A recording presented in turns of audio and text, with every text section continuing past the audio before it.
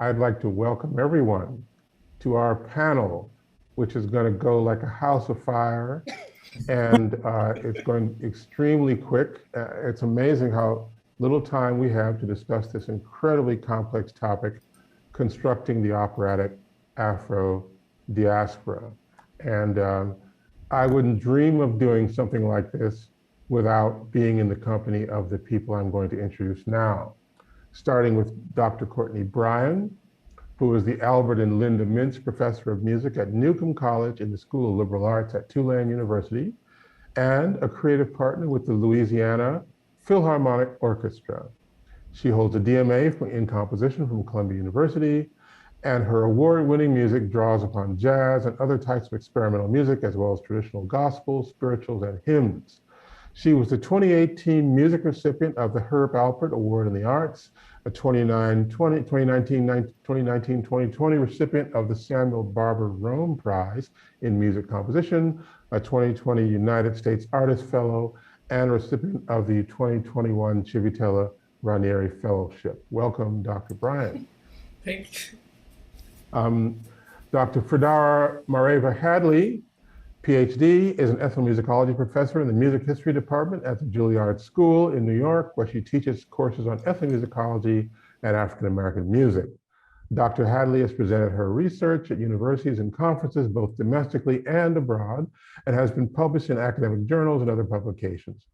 Her commentary is featured in several documentaries, including the recently released PBS documentary series, The Black Church, hosted by Dr. Henry Louis Gates.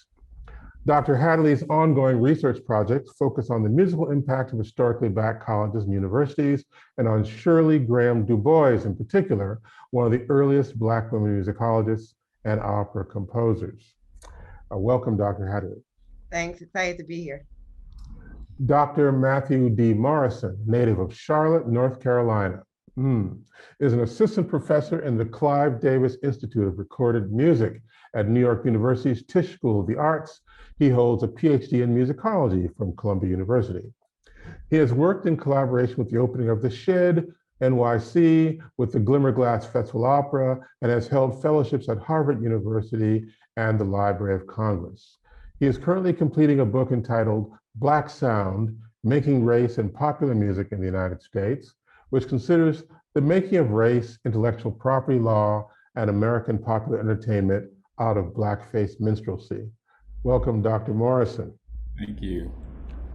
Well, in order to throw a little bit of red meat your way, oh esteemed panelists, you know, in my teaching, I continue to engage this wonderful essay by my Columbia colleague in English comparative literature, Brent Hayes Edwards. This remarkable essay from 2001, it's called The Uses of Diaspora.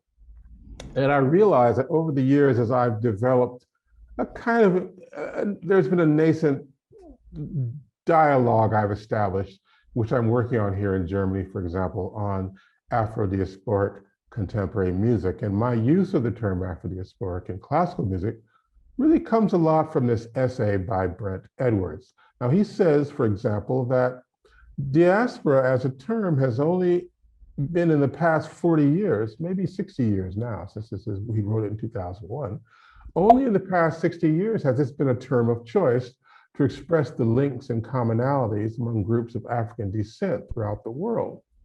And so he says that the turn to diaspora as a term of analysis allows for an account of Black transnational formations that attends to their constitutive differences. And here, I kind of use it as a way of deselecting American experimentalism. You know, back in the day when people would say, well, we're talking about Black composers, and that was assumed to mean African-American composers. But then Professor Edwards quotes C.L.R. James in the article, speaking in 1970. James writes, "The Black students believe that Black studies concerns them and Black people only. But that is a mistake. Black studies means the intervention of a neglected area of studies that are essential to the understanding of ancient and modern society. Black studies requires a complete reorganization of the intellectual life and historical outlook of world civilization as a whole. So that is a very interesting way of looking at it. And as a final provocation, I want to quote Professor Edwards's question: why it becomes necessary at a certain historical conjuncture to even employ the term diaspora in Black intellectual work. So how do you all feel about that? Anybody can start, or maybe you don't feel anything about it, but what do you think? This is, can I jump in here, colleagues? Okay, this is wonderful. Thanks for that, George. It takes me back to when I taught my first class, and then one of the first classes I taught at NYU, called let's see, Diasporic Sounds, and the class itself was based on thinking about the music of the African diaspora. And in doing so, we spent the first 2 to 3 weeks really unpacking what do we mean by the word diaspora, and then how do we understand how the African diaspora has emerged as a concept, particularly in our more contemporary times. And Brent Hayes Edwards' work has been very central to that. I had to definitely work with my students and working through it because they're such sophisticated concepts, but it's also clear enough that we can sort of really wrestle with it together. So thank you for invoking Professor Edwards' work here. And you know, it's you bringing that up to me is really sort of helping me to think about how I am considering the way that slavery has a very direct sort of impact and relationship on the making of opera itself. And so, how do we have conversations about opera and slavery, and then the way that diaspora is made within the larger trajectory of how we think about the transatlantic slave trade? But as we also know, as we're told by Stuart Hall, by Paul Gilroy, by a number of African scholars as well, that the slave trade was not just something that happened between the United States and Europe, as we know. As a matter of fact, it is one of the smallest routes in terms of actual importation, but that there are ways that things function very differently in these different sort of colonial imperial designs coming out of slavery, but also their connections between them. So I think that one of the things that emerges in how we think about the diaspora and African diaspora, particularly in relation to music and performance, especially as we sort of thinking about the panels that we've had so far, is that how are we sort of imagining and constructing through these different sounds and performances and formalizations through opera, the way that sort of the way that Blackness develops throughout the history of the slave trade, but also what happens before that moment. So there's so many different, not really just conflicting, but overlapping ways to imagine the impact of the movement of African peoples from the continent throughout the rest of the world, but then also how that is very much shaped by the slave trade, and then how we deal with that in our current moment. And so I think that's sort of my initial response to Professor Hayes Edwards' words there.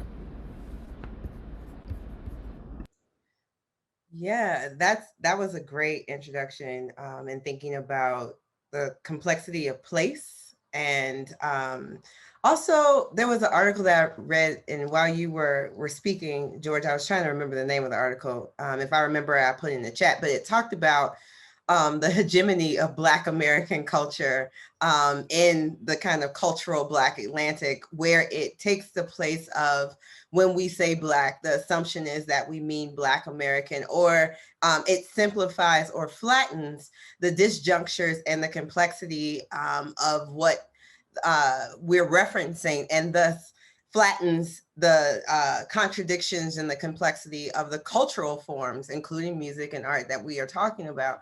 And for me, what has done well, yesterday, I'll start with what I said yesterday about Shirley Graham Du Bois's opera. She deals a lot with Africa. The opera sort of bookends in Act 1 and Act 3 with Africa, literally starting in Africa in the first act, and then returning to the questions that Marcus Garvey raised in chapter 3. Do we return to Africa as Black Americans? Is that the remedy for this forced displacement of enslavement? And I often wonder, I said this yesterday, how might her opera have changed? Would her opera have changed if she had the opportunity to revisit it after spending so much time on the continent of Africa, after spending so many years being a citizen of African countries? Just something that I wondered. But all that to say, I first traveled to Ghana because of Shirley Graham Du Bois, and that quite honestly just messed my thinking up about a lot of these things, having to be in the place and reckon with being there's a funny meme that's gone viral lately where a Black woman says, somebody texts her and asked her, is she from Africa? And her response is, I was supposed to be, right? Playing on this whole sort of interruption of history as it otherwise might have progressed. And so, you know, going to Ghana as a Black American, as my friend says, I'm cotton Black. My family goes back to enslavement in the state of Florida, and reckoning with what, if any, place do I have? What is the place of Black American music in all of its forms? What is, and when we talk about migration and movements, the transatlantic slave trade obviously is a huge one, but also reckoning with the ongoing back and forth of people from the continent coming to Europe or the US and going back home. Also the flux of people from the Caribbean, from the United States, from Canada, from Europe, going back and forth to the continent, in all of those directions in which that happens, and how then we then stretch and make sure that our thinking about musical practice is encompassing all of those realities and all of those directions. I haven't come to a nice and tidy answer about that, but looking at that both historically in the life and time of Shirley Graham Du Bois, and then looking at it really starting in 2018 and in 2019, where there's all this rhetoric about the year of return in Ghana, welcoming Black Americans and diasporans, this concerted governmental effort to build alliances and to encourage investment by people living in the diaspora, with overt appeals to people of African descent to return home, and all of the messiness of that, and it is indeed messy, to me is just one indication of what at least I'm trying to attempt to do, and how I talk about music and opera reverberate around these different ports of call.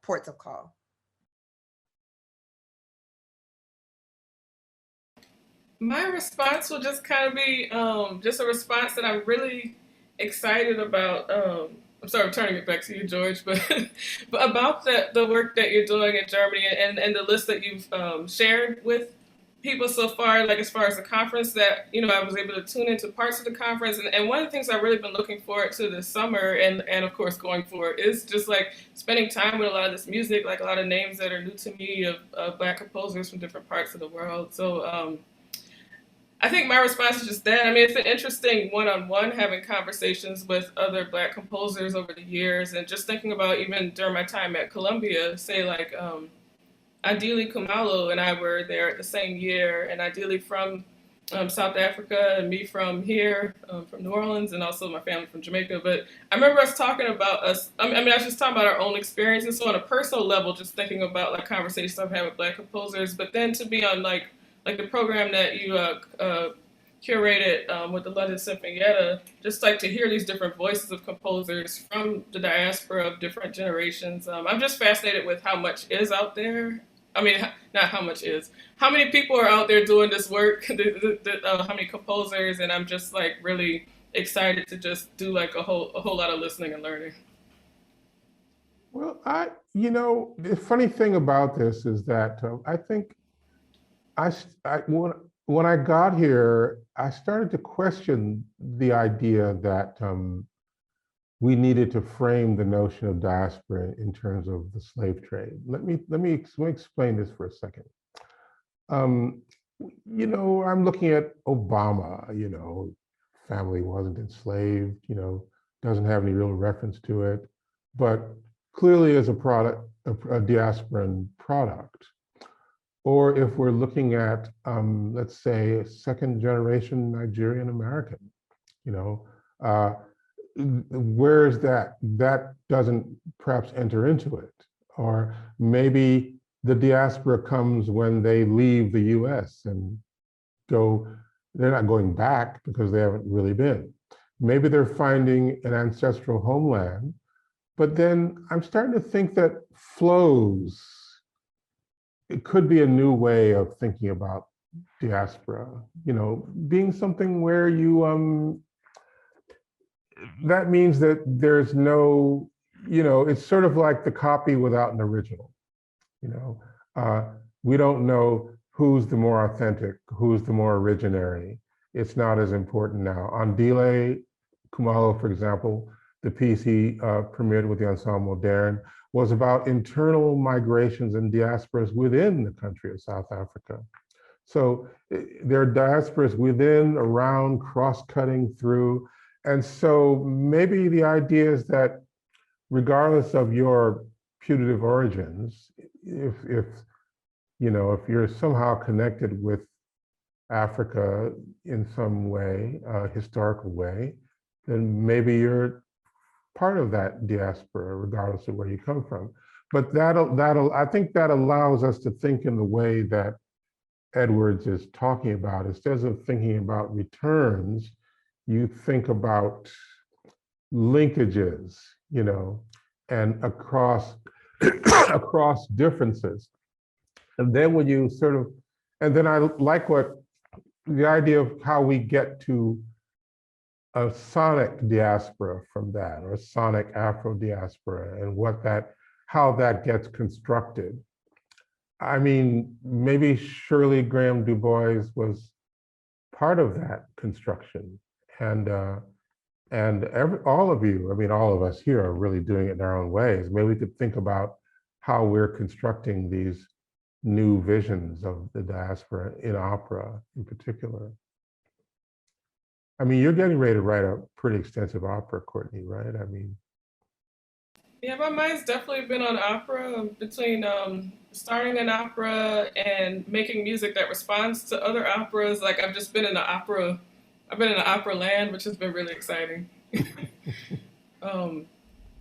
I guess as far as, yeah, I mean, the work I wanted to talk about today was one of the pieces that I have coming up that I haven't started on the music for. I've just been doing like self-study, I would say, is a piece that I'm going to do with Bard, Fisher Center at Bard. That's going to be a musical based on Scott Joplin's Tremonisha. And so that's one of the projects that I'm thinking about a lot, but I'm very early stages. But the way I'm thinking about it is from a project that I just completed that I've been working on for a while with Tiona Nakia McLaren. So that piece is a film that she's created and based off of a song by Florence Price and Langston Hughes, Songs to the Dark Virgin. So from that 2-minute piece, she built this multi-movement film, and we've been collaborating on it for years as far as conversations and getting the idea of the concept, not only between the meaning of this song and then the meaning of art song and Black American culture, which I know has been discussed this week, but also like other parts that are part of her film, such as her religious themes coming from Santeria and different Orishas. And so a lot of my study over the years has been just kind of dealing with the concepts and ideas. And then I recently wrote the piece, which is a solo piano piece. It's actually my first solo piano piece notated since Oberlin. So it was like a big deal for me. I've written some things that include piano, but I haven't written a solo piano piece since Oberlin, so I was really excited about this.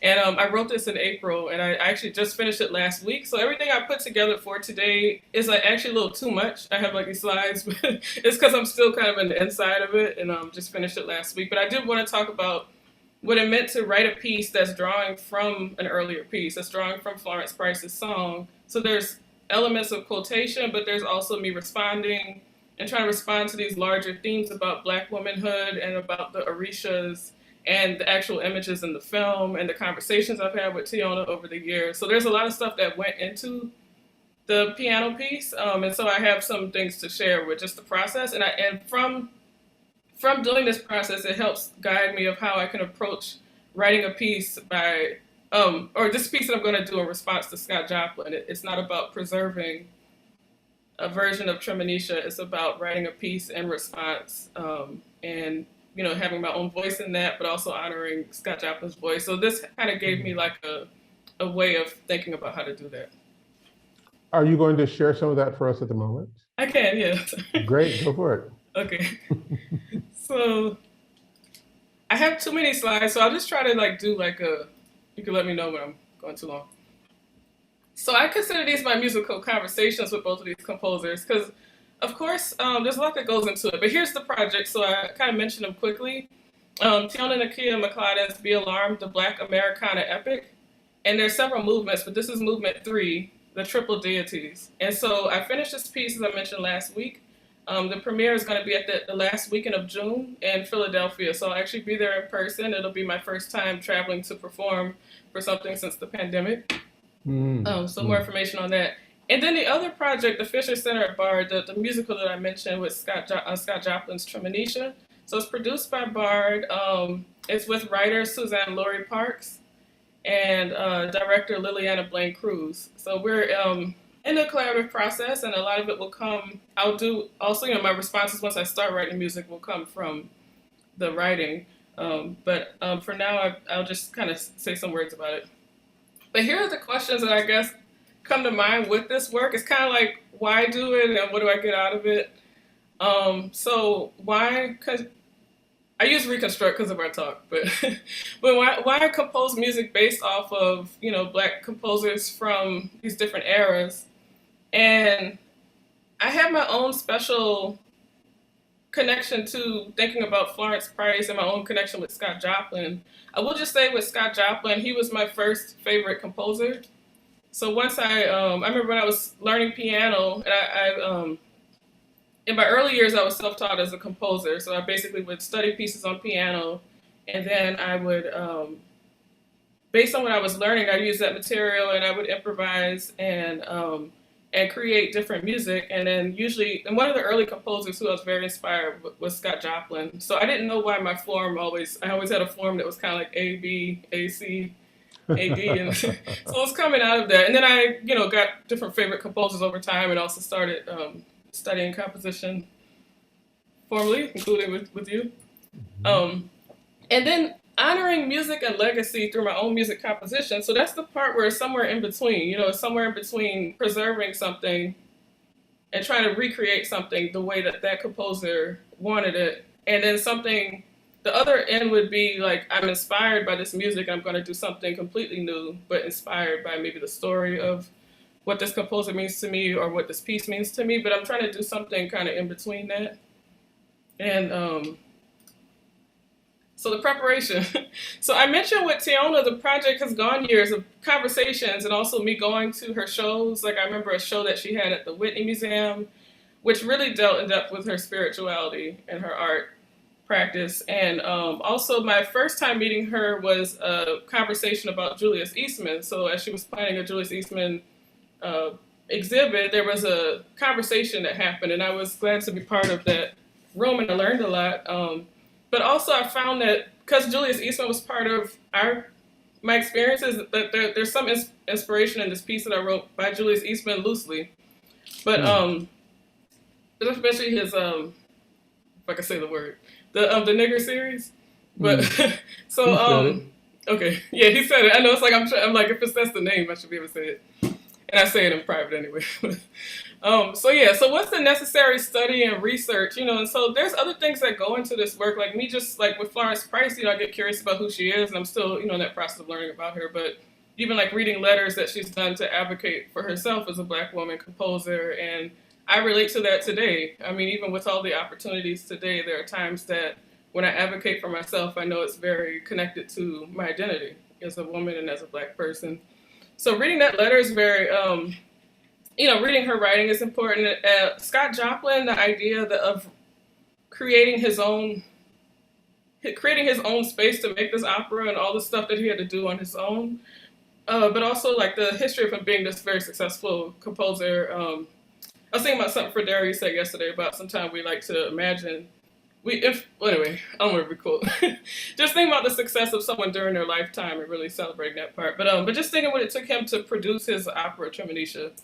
But back to the piece based on Florence Price, and let me know when I go too long. There's different stages of it. I had a concept score because so much of it is the conceptual ideas, and so I wanted to. And looking at the film, I came up with these scores that I'll show.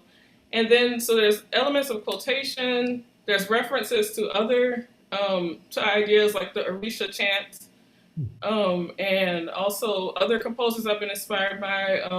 I'll show one that I was already thinking about the piano music of another teacher of mine, Stanley Cowell. And while I was working on this piece, he passed away. Yeah. And so I was thinking about these piano techniques I learned from him. Like, I don't know what he called them, but like these ghost tones where he would play the chord, and these certain like techniques are when he would play in mirrors, like he would improvise in mirrors on the piano in a way that I could not imagine doing myself. But like, I really, but I was able to do my own take on that in this piece. So it started off with me thinking about, oh, I'm writing a solo piano piece. I thought about Stanley Cowell, but then when he passed away, it became even more intentional that there's like a whole movement in this that is building upon that. So I put responses and departures, basically my own material within this whole thing. So it's kind of like everything's related to the original piece and the concepts, but the parts that are definitely like my material within that are in conversation and less built upon expanding on the original material. And here's the original. So it's, as I mentioned, it's a 2-minute piece. It has 3 verses. And so every part of the film is based on a different theme. The first verse deals with jewel, the second verse deals with garment, and the third verse with flame. These are all from Tiona's, what she shared with me, like how she built her piece based on these themes. And there's different objects in the film that have special meaning. So I'll just show these quickly. I mean, I could talk about them later. But here's some like concept score. So I was looking at the film and I have kind of the rough timing of things, just how I thought about it. But especially with the orishas, I was trying to think about how do I want to include the music of the orishas. And I also wanted to talk to Tiona about doing that. You know, when I deal with sacred music all the time. Often the sacred music is from my own practice. And so when I'm using sacred materials of a practice that's not something that I practice, I just wanted to know, like, what does it mean to quote a song of Oshun, or what does it mean to do? And so we talked about that. And so that's part of the piece. I'll just kind of scroll through these, but I had one part where I quote, in this movement, I actually quote the actual piano part of Florence Price, and I keep repeating it. And this is the part where I said I was thinking about Julius Eastman. It doesn't go as long as the Julius Eastman Evil Nigger song. That's what I was thinking about. I mean, not song, sorry, piece. But it's just my own like inspiration. Like I just thought about what does it feel like to keep playing something repetitively that just like it takes a lot of effort, and I wanted to do that. So I have this repeating figure from the Price, but then it evolves into this Ogun rhythm that I learned from recordings, and it has to do with the film. Like there's a part where the Orisha Ogun is very present. And then even to this part of Flame too, and I'll show you the notation, that was a workout for me because basically I thought of it as simple. I was like, okay, Flame is basically these 2 chords that I do arpeggios on between for like 5 minutes, and I go from a small flame to a larger frame to like, and then there's this word in the text about annihilation. So I wanted to have a part where it was really like to the point of like flame and like things being destroyed. But it's destroying, but also beauty, like purification, a lot of things. But in a way, like when I wrote it out, I'm like, oh, it's arpeggio. But then when I actually wrote it out, I decided not to do a shortcut. I was thinking of like describing it. Anyway, I wrote out the way I play. And that was a good exercise for me because I actually recorded it first. And I was like, well, what does it actually look like? So that was a good exercise for me. Other elements of it, for the premiere itself, there'll be a vocal element.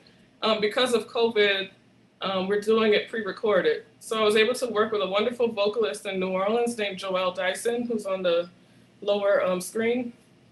And she was very excited to do this piece because she said that as she's trained as a vocalist from Eastman School of Music, she sings all kind of genres of music, but she's usually given opportunities to sing certain styles more than others, and she never gets to do them all together. So I was like, well, this is the piece. So, she was really excited just trying out different things of like her vocally of the things that she likes to do in different areas, but doing it all in one thing. And at the top is my student. She just graduated from Tulane with her master's, composer, and in this case, sound engineer Latasha Bundy. So we turned my home church into a studio. And I just kind of skimmed through. I have the score. I mean, let's see.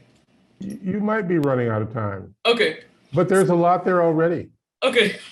You know, I mean, we could go further, but maybe if we have time, who else would like to go? If you have something to share or talk about or whatever. Matthew, Fredara, what do you think? Well, first of all, it was wonderful to see and hear that process, Courtney, because it also tells us so much about how we think about our own individual relationship to diaspora sonically, as George is thinking about that. Like, what does the Afro diaspora sound like? It sounds like what people of the Afro diaspora create, and that's not like a amazing statement. I said something very similar yesterday. What Black music is what Black people make, right? So that, but to see the ways that you're like very diligently, interrogating your relationship to the music and the sounds of people that have come before you, I think says a lot about the practices that I think Brent is pointing to here.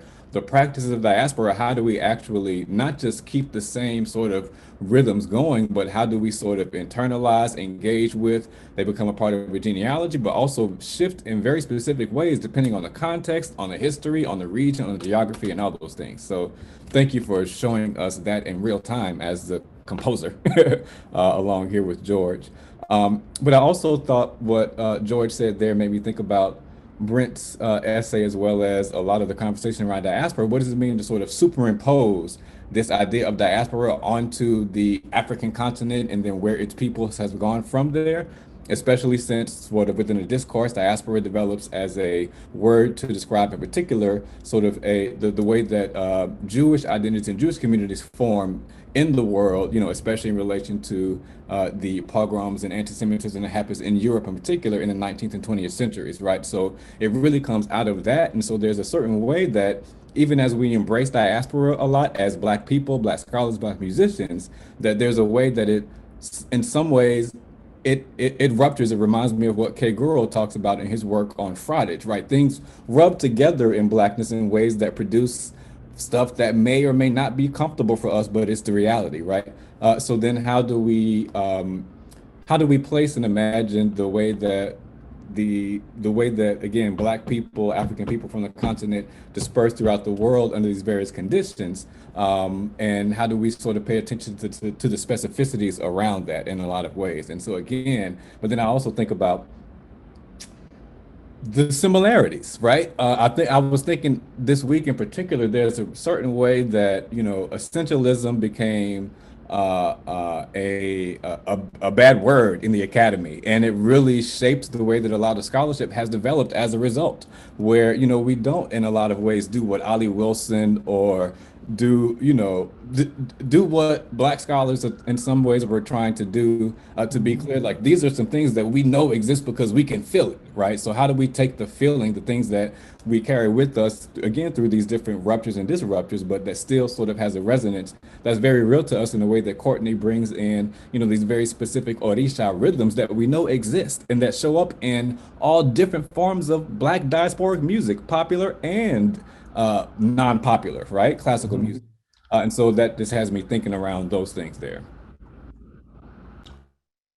Yeah, Courtney, I always love to hear you play and to talk about your work and share some of the process behind it. And I was thinking, I had two main thoughts while I was listening to you. One was my mind went to the anthropologist J. Loran Matori's work on Black Atlantic religion, his book Black Atlantic Religion in particular, where he talks about, going back to what George was saying, these flows, right?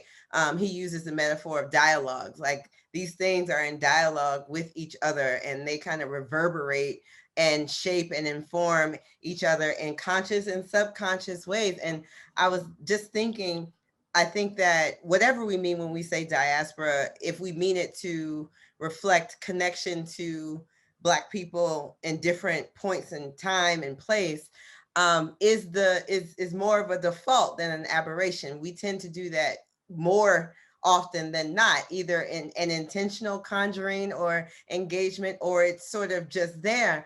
And I was thinking particularly with your work, Courtney, how that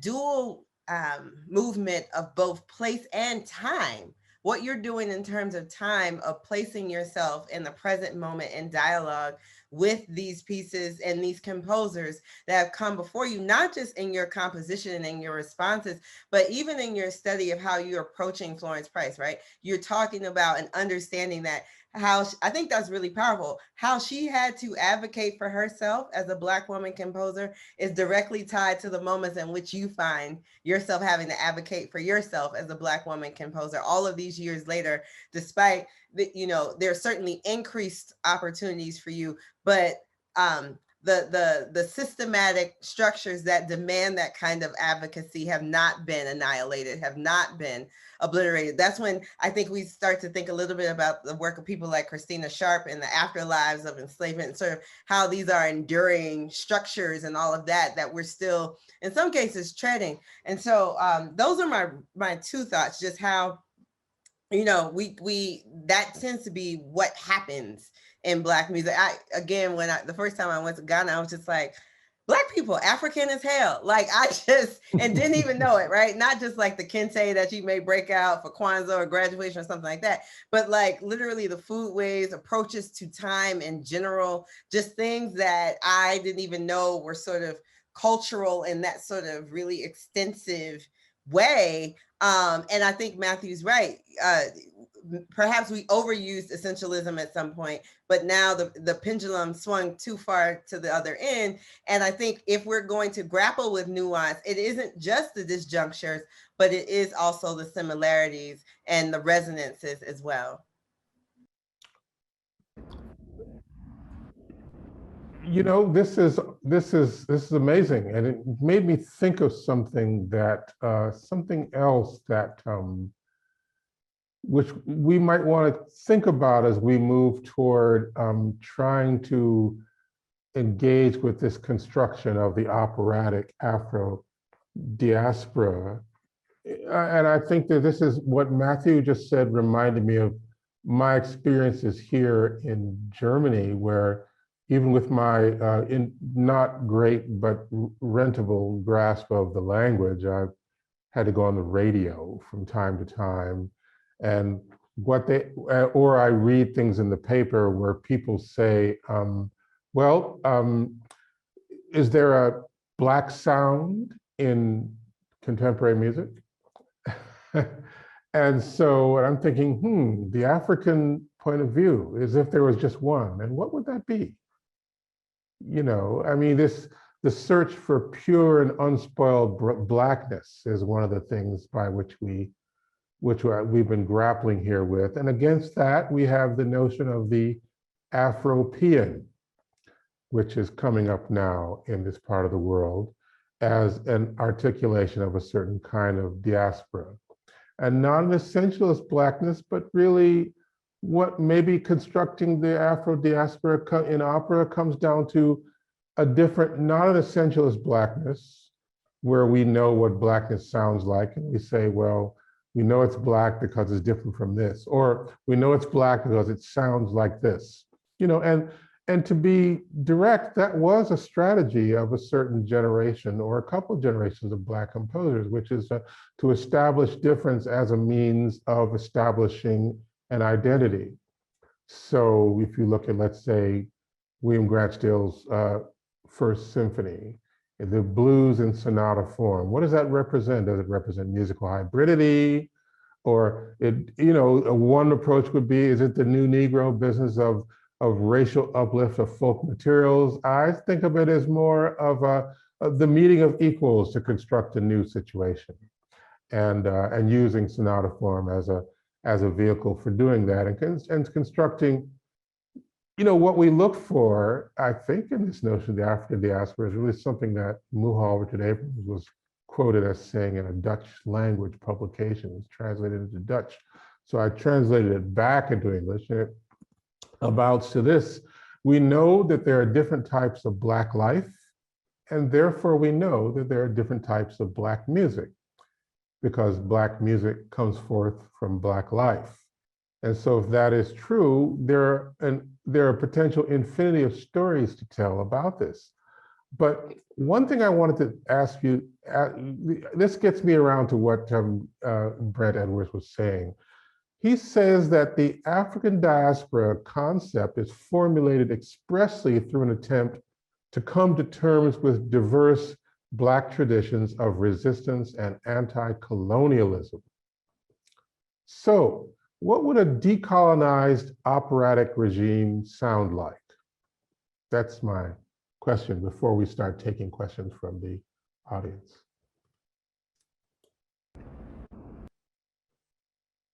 That's not heavy at all. Go, Matthew.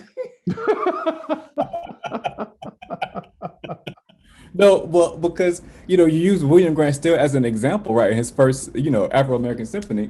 Also, William Grant Still was composing experimental music, as we call it, and as it was thought of at that time, right? Having studied with Boulanger and such. So it's interesting to sort of use William Grant Still as an example of what it means for even within one black composer, there's a diversity of modes with which one can express themselves, right? But this idea of how blackness resonates in black opera, it's interesting to me because it makes me think about like how does blackness in a post-colonial, not even post-imperial, but colonial and imperial context that continues, right? How do those sounds resonate, particularly within opera, especially since opera, as I mentioned before, I mean, Jean-Baptiste Lully, at the court that really makes opera into the sort of grand spectacle and support that it was, there would be no France or no court or no Lully without Haiti and slavery, right? And also, Haiti was the center of like French culture for quite a bit, where opera was being mounted and performed, right? And so, from as early as we imagine sort of opera in its formal sense, we already have the inclusion or the use of, in some way, blackness within that. But then I think about Bongani's opera, Winnie the Opera, right? That is the first opera that Naomi Andre writes about in Black opera. First opera really by a Black South African composer in a post-apartheid context that very much sort of pushes the ideas of how we imagine what opera is, but also still draws on its more traditional forms. And as I mentioned yesterday I grew up in a Black church, I'm hearing people sing operatically, like really taking on a sort of bel canto tone, it's in gospels and all sorts of music. And so there's so many ways that sort of I think of Taviana Nyong'o's formulation of amalgamation, because I think it allows for a more expansive way of thinking about the way both within these structures of exploitation that there are still ways that our own diversities and throughout the world in many ways also are in relation to sort of how we engage with being colonized peoples while still maintaining in many ways sort of our differences from the various parts of the continent that we've come that have continued to sort of move, as Fredara talks about, over time.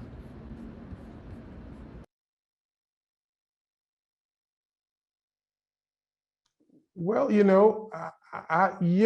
and I'd like to follow on with that by, it's funny, constructing the operatic diaspora. I think Edwards is right when he says that the African diaspora idea is a frame for knowledge production. And writing operas, composing librettos, is basically an epistemological project as well as an aesthetically oriented epistemological project. And Edwards is talking about a radically decentered analysis of transnational circuits of culture and politics that are resistant to the frames of nations and continents. So what I'm going to suggest is that constructing the operatic Afro-Diaspora is a project of, I keep telling people, there are a lot of holes in classical music. It's an edifice that is, it's a little decrepit. And I feel like I want to fix a part of it. I just want to fix a few of the holes. I can't fix every hole, but I'm going to fix the hole where we don't see any Afro-Diasporic people or we don't hear their music. That hole, I think I can help fix. And and by doing that, we're not dealing with an identity project about Blackness, but it's an identity project about opera. And the idea is to free opera from its obsession with being a whiteness-based diaspora. In other words, to give it a new concept of diaspora, a creolized concept of diaspora. And a creolized concept is one that really incorporates diaspora into its very being, so that opera no longer exists as a celebration of whiteness, but it becomes a true world art form. That could be something, and that would be toward its decolonization. And I'm taking stuff from Glissant and Chamoiseau and Confiant and people like this. But it's a quarter of, and we might have to see, no one told me how to operate this chat room or the questions, Q&A. So we might need some technical assistance because I don't see any Q&A here. So maybe, oh, there's one. Let's just see. So maybe you should populate the Q&A, and I'm going to look at the chat, and I'm going to see what the chat tells me about what I'm supposed to be looking at. Let's see, we have wonderful comments from everybody. This is great, okay. Oh yeah, add your questions. Christina Sharp, here's some questions. And someone raised their hand, but I don't know how to respond to that, the hand raising thing. So let me start with, here we are. Here's someone who writes, I understand, I understand and agree with the need to promote and engage with Black composition in all its forms. However, much of your conversation centers on promoting community experience that preclude other races. For example, could a white artist sing Pearl Noir? Could mixed race cast do Afterward? Okay, well, that's interesting. Who wants to talk about that? And we just, about 2 seconds before that question came in, we were talking about the idea of freeing opera from its obsession with being a white diaspora. And that seems to me to not exclude it, but it seems to be more of an inclusive concept in which we decide that Black composers also need attention in addition to the others. But so does anyone have more to say about that? I mean, what do you think? Are there any problems with any of that? I mean, not. Yeah, I know Courtney probably has much more to say about this as a composer, but I just think that as long as opera, capital O, exists as it does in this world that we exist in, white people will never not have a place within it. I'm not worried about whiteness having a privileged place. You know, maybe other people can have a go now, you know. I could see how it depends on a piece, how that question would, the meaning of that question and what it would do for the piece. So I don't know. I mean, when it comes to like, I guess I'm thinking about a piece I did, Yet Unheard, featuring Helga Davis and with Sharon Strange. And this is something that comes up in conversation with the chorus itself. So I don't know what it would be like actually for, well, first of all, it's for Helga Davis to sing, period. But like, I don't know what it would do if a white male sang that you know, it's hard for me to picture. But what comes up in the chorus is interesting because every time we've done that piece, it's been a different community, and sometimes the community is had, you know, like the one we did at Ojai was a Black chorus, but wonderful vocalist from Afterward.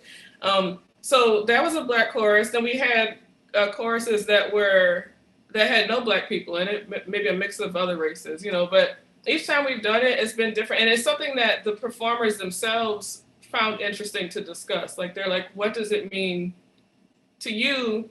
Or maybe they asked Helga, what does it mean to you that I'm a white woman singing this song for Sandra Bland? But then Helga brilliantly, you know, returned the question, and it became more of a discussion. What does it mean to you to be a white woman singing this song? And to me as a composer, I definitely composed it in a way where where it's for whoever has the music can sing it. And I personally like the idea that different communities are singing about imagining Black life in the future and about Black Lives Matter, you know, so that it is for everybody to sing. But it's an interesting question. For that piece, it works for me, but I can imagine in the opera, I just imagine that every piece would be different, how that question would be dealt with.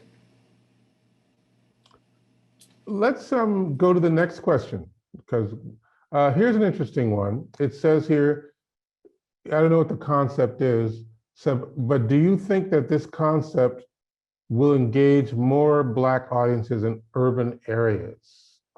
Now, before you respond, let me say urban areas where? In Paris, Bamako, Johannesburg, Lagos, Zurich, you know, Montevideo. I mean, the idea here is that we should have a world audience. I'm not really concentrating personally on one particular part of the world. And I think this is something I got from my colleagues in the ACM, which is that, at this point, urban areas, the question seemed to assume urban areas in the United States, but there are many urban areas around the world, as well as other areas. And so we need to think about how this work speaks to people around the world, because the diaspora is a kind of a transnational concept. That's how I look at it anyway. And the idea of the Black community, I guess that's what Edwards was talking about, the idea that maybe there isn't a single Black community, and that's something that maybe some people don't like hearing. But certainly I noticed it when I went to Johannesburg, walked around the neighborhood with Louis Maholo, and he said, "You're going to have to change your clothes, buddy. You stick out like a sore thumb." So it wasn't just about being, quote, Black, because he didn't want to get in trouble. He didn't want me to, to be a victim of it's a very violent place, or can be. Here's another one. Let's see. This might be, this is a very long one. Let's just see if I can, hey, I know who this guy is. I was going to say wait a minute. I want to recognize Jalalu Calvert Nelson, who just wrote us a wonderful thing, the great composer. And but go ahead. Before we answer, you have something to say, and maybe I'll get to Jalalu's question. Well, it was just to the previous question there, sort of thinking about urban audiences, but specifically Black audiences. One of the things that I think that my colleague and dear sister Imani Uzuri sort of pointed out to me yesterday is that there are also a lot of opera composers who are trying to do work that's not in big houses, and much of that work is involved directly with communities. And I even think in the work that I've been doing along with Courtney, sorry, I'm in New York, so you hear the fire engines here. But I think there have to be active plans we know that the big old opera houses are in different ways exclusive or exclusionary towards particular audiences, especially Black audiences, in various ways for different reasons. So I think there have to be like intentional sort of plans, regardless of how the music sounds, to engage people, to make people feel like they're actually welcomed into the space, and then also ways to make it not just accessible, but to invite them into sort of imagining themselves as being a part of a certain conversation, even if it's brand new. I'm just going to say that. Who wants to tackle the next one? Here's a good one. Can we speak to the singing and inclusion of singing in opera outside of the bel canto tradition? Can we have gospel, soul, R&B, disco, house singing in opera? Can we have opera for a change with no bel canto singing at all? What would that sound like? Would it be accepted in the canon, in the academy?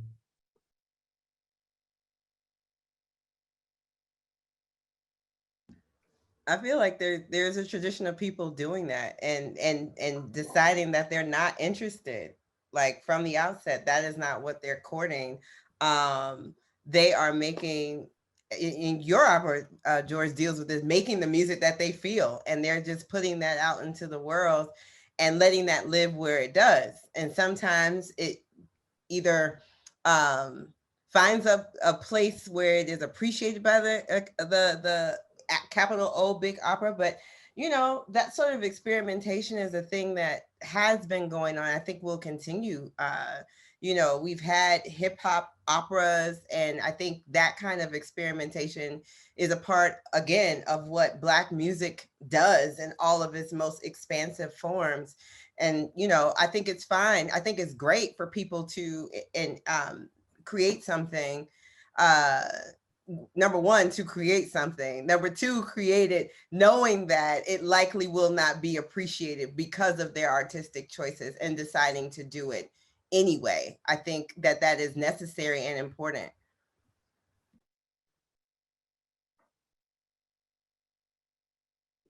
Wow.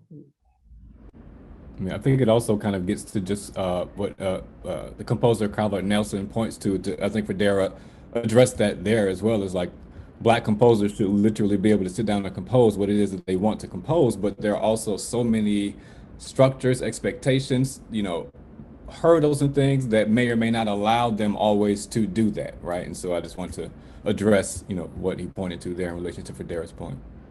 And I wanted to jump back in and add one quick thing. George, you said it was really profound for me when you talked about opera or diaspora being the site and composing opera kind of within that as a site of knowledge production, right? Like a people sort of an epistemological tool. And I think a lot about that with Shirley Graham Du Bois's Tom Tom. I think on one hand, you could look at Tom Tom and say, oh, it was a tragedy that it was never performed again. And that's certainly true. But at the same time, what I've come to believe about her writing and composing Tom Tom in 1932, and then knowing how the rest of her life would unfold, I feel like writing Tom Tom gave her the opportunity to really think through how she felt about these different encounters she had in the diaspora with Francophone Africans in Paris, what she was gaining from her parents and their time in Africa, what she learned by moving all around the United States herself and trying to situate herself as a Black woman within all of this.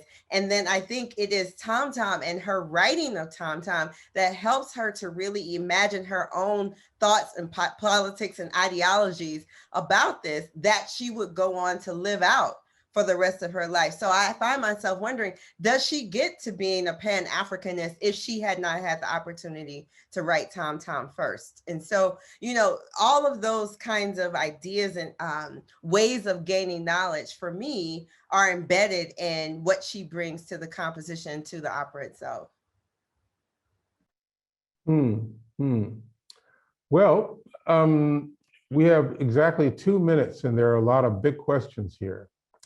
So I'm just going to read them because we don't have time to answer them.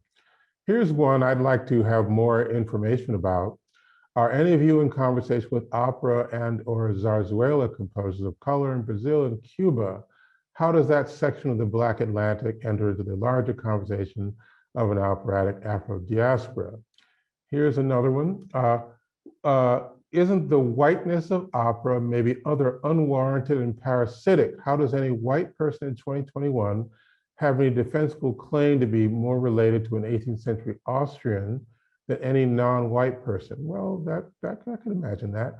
And here's another one. What role do you see educational institutions like universities playing in constructing and encouraging the operatic Afro-Diaspora? Now, that one I can't answer. There are some examples right on the screen here of one thing you could do to try to do that. Troll for converts wherever you can. Beat the bushes. Find out who's out there and try to sneak them in. And then they can sneak other people in. And eventually we're going to take over the whole joint. So, so I'm afraid that's all we have time for now. And thanks to everyone for listening and for these incredible questions. I'm sorry we couldn't answer everybody's questions, but thank you very much. I don't know what to do now. I guess we have to turn off. Courtney, from there. Yay. Thank you all. So great. This was wonderful. Thank you. Thanks to all. Yeah, this is fantastic. Bye. Bye. Bye.